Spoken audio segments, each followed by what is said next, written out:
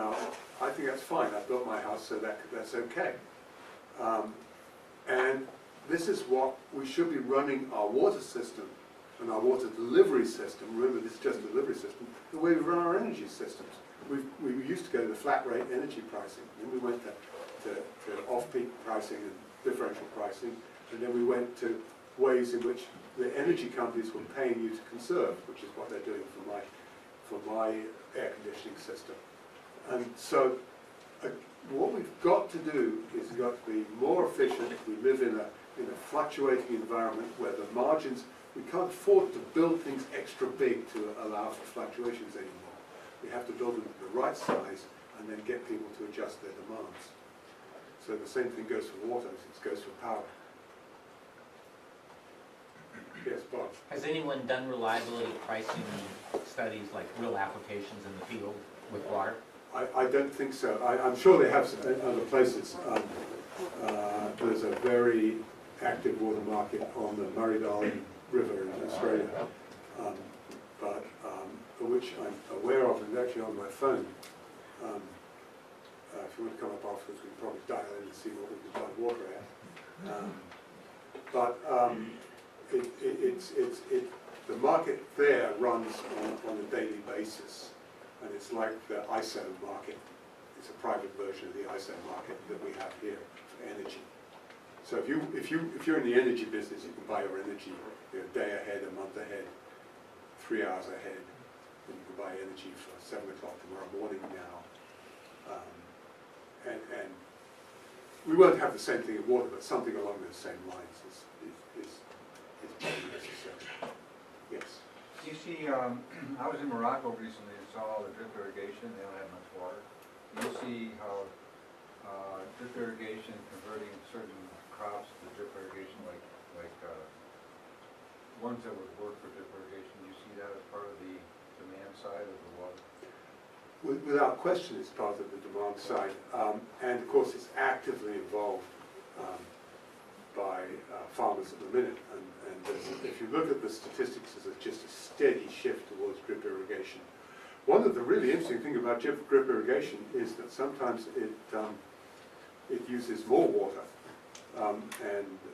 because the yield goes up, because the uniformity in the field, soils vary, but the drip gets over some of the uniformity, and so you've got to be very careful if you think it's not always a net saving, but it's certainly a more efficient way of doing it.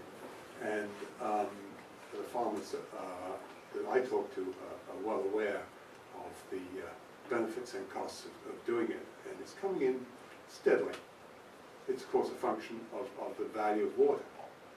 If we restrict the ability of people to trade their water, then we're not giving the incentives to conserve their water.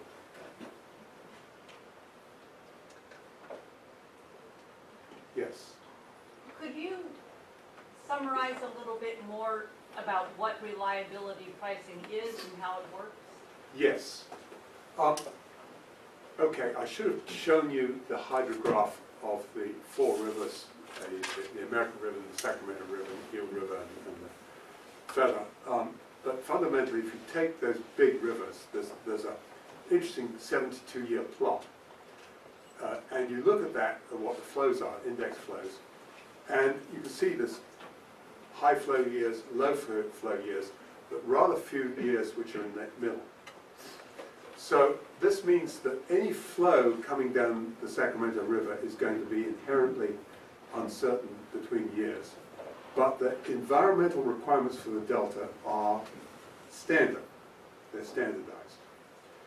They're just slightly in droughts, but not very much. And so the ability to take water over and above those environmental flows, the quantity of water, differs tremendously between years. If we stay with our environmental standards, which I think we should. Therefore, the probability of being able to divert a given quantity of water, say 2 million acre-feet or 4 million acre-feet or 6 million acre-feet, into an independent facility, take it out of the river and send it south, where it benefits other citizens of the state, is a function of the type of year. And so we get this curve that says the more water you want, the less reliable those last bits of water are going to be. So what I did is I took this engineering curve, called an exceedance curve, and I sliced it for simplicity into 3 bunches.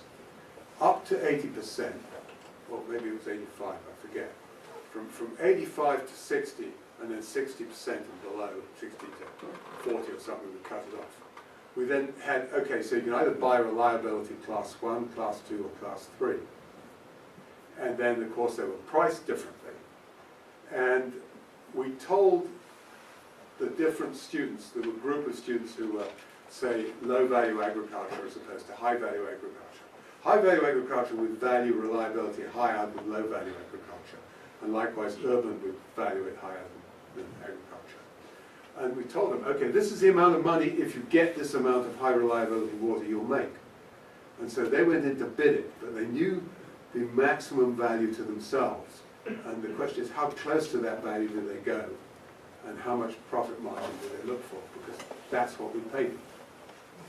And so that's how the reliability classes were set. And this is rather like, to me, it's exactly analogous to power. You know, that you can have, you can be on a standby power supply at the factory, and you're the first to be shut down in short of where you have a big shortage. And I think it's just a rational thing to do with water. Tim? How'd you measure free riders?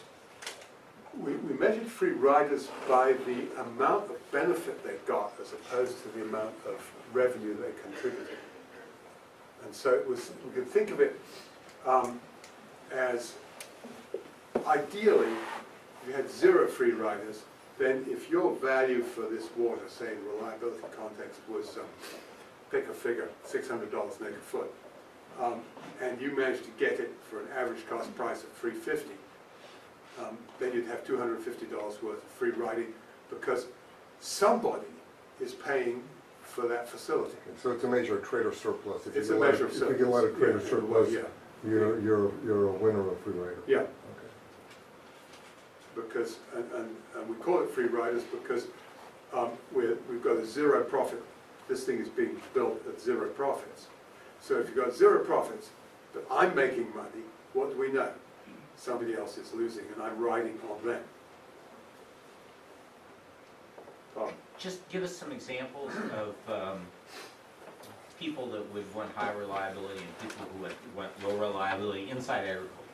Inside agriculture, the people with high reliability, the people, if you drive down Highway 5 and you look at people who've got permanent crops on the right-hand side of the road, they've got permanent crops, they've got a significant capital investment, and most places on the right-hand side of the road, certainly in the upper part of Highway 5, have very poor groundwater. Those are people who are really need high reliability surface supplies. Other people have put permanent crops in and they have relatively good groundwater. They would be medium reliability. It would be cheaper and better for them to buy better reliability surface water. And then people with low reliability would be somebody who's got a much more flexible crop, perhaps cotton, perhaps safflower, perhaps relatively low value one. And of course, in the urban areas, there's legislation about new property developments absolutely having to have a high reliability of water supply.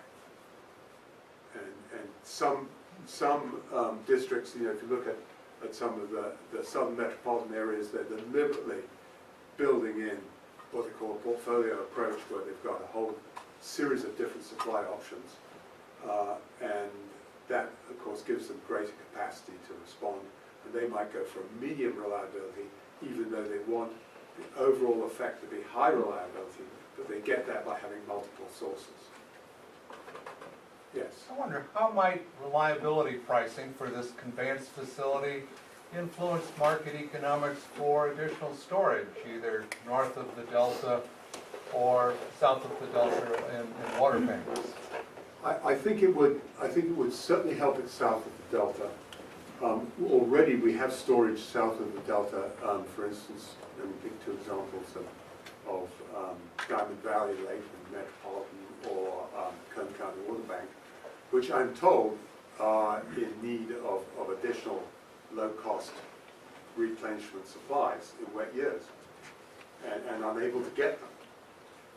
And if you in fact had a low reliability, low price source, I think that's of significant benefit to the state, because it allows us to make more efficient use of our resources and put them into storage.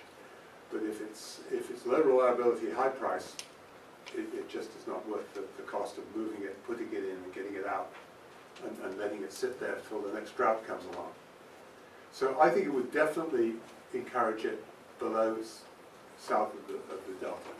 North of the delta, I don't think it would have much effect, because the north of delta storage options are really not very cost effective for a start. And the fact that you would have to pay quite a lot of money still to get it through the delta, I think would have a dampening effect on north of the delta storage. But it would have an encouraging effect on south of the delta storage.